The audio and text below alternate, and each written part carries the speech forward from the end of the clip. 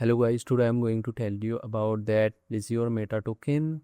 Now before we start the video, let's share my legal disclaimer. This video is only for educational purpose. Do your own research for the investing. According to the white paper, LeisureMeta is a Web3 project building a decentralized fandom economy initially focused on K-pop, where fans and creators collaborate and share value through a community-owned platform.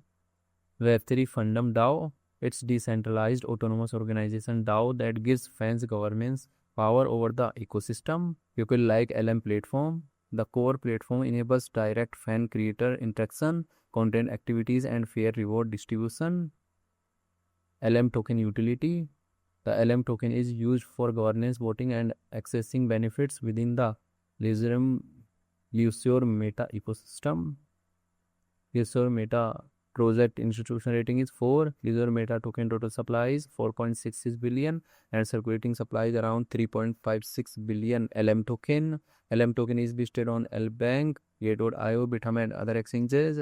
If I share my opinion with you, then this project up to 75% chances that it is a legit or good project. So guys, don't take my opinion as a financial advice. Do your own research for the investing. Thanks for watching.